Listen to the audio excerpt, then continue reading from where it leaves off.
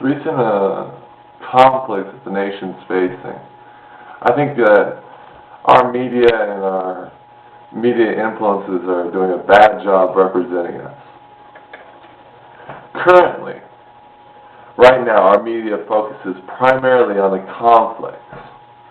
They figure that by showing the conflicts, they can get higher ratings and greater viewers, which I don't think is true.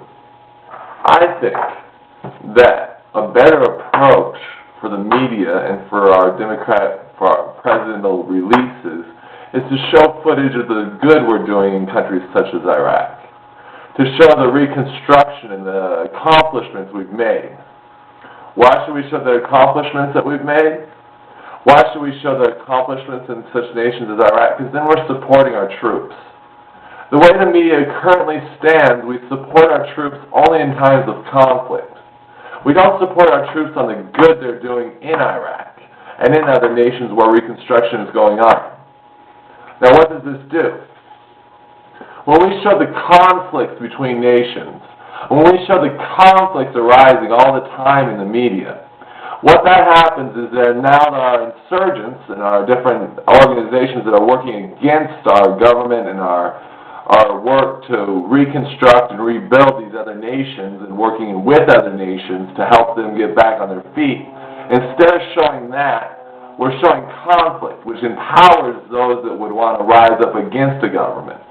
Because by showing conflict, we show ourselves as being in violence, being in an attitude of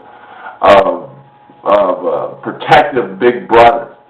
While if we show ourselves as being with other nations and showing ourselves working to better other nations and help them succeed and get their democratic states set up, by showing the reconstruction, the buildings that we've built, the schools, and the different establishments we've gone through and we've built in these foreign nations such as Iraq, we now start supporting our troops in the actions that they are doing now.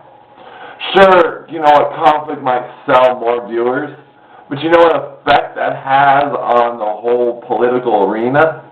The effect that showing conflict does is that it empowers those who would say that we are a bully, that we are a nation that is just working to force everyone into what we believe is right.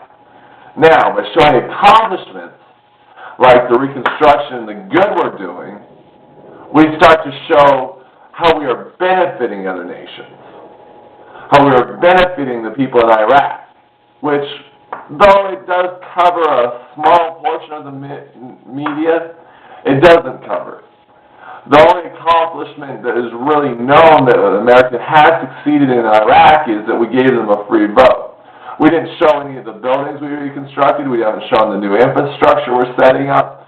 We have not shown our political regiment that we have been cooperating with the Iraqi people. We haven't shown that we are doing good in that nation. And what does that do? Well, once again, we're showing that we're just in there, to make them do and be as we choose. And we're showing conflict.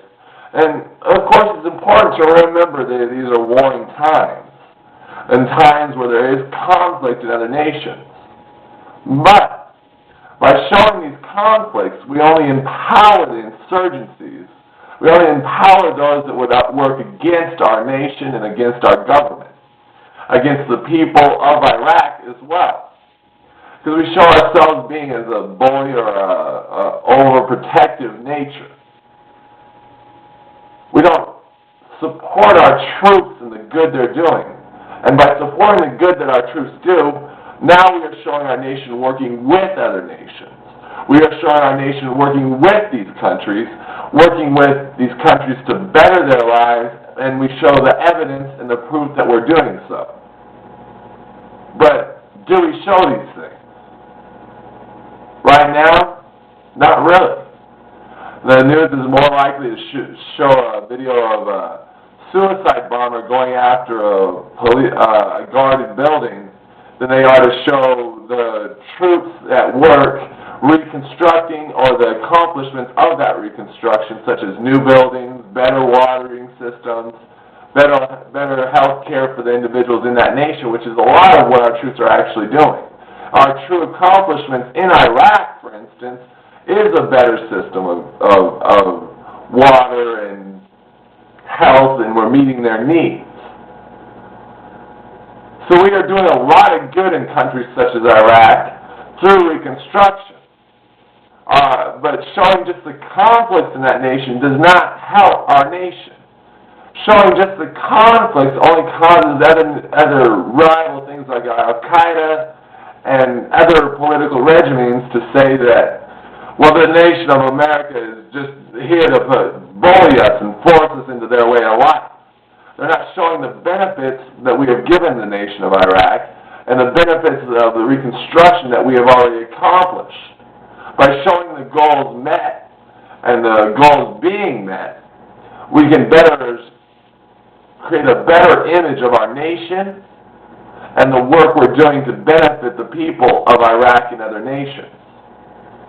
So, as a presidential candidate in 2012, my goal for the media influence is not to show conflict all the time, to show the conflict and show that we are risking our lives, but to show why we're risking our lives, to show the accomplishments that our troops have done, and fully support our troops in each of our nations, and fully support the movements of our government by showing the Reconstruction and showing the effort and showing what we are actually doing to help these people, which will alleviate insurgencies and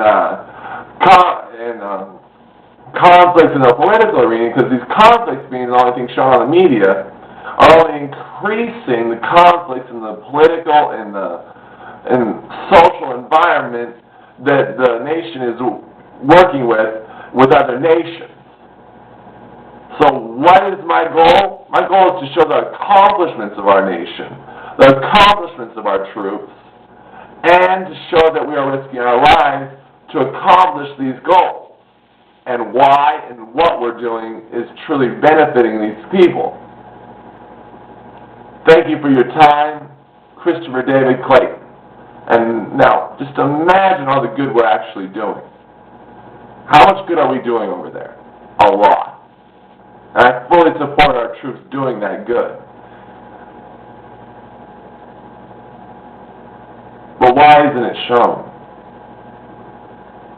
And when it's not shown, what does that empower? Thank you for your time, Christopher David Clayton.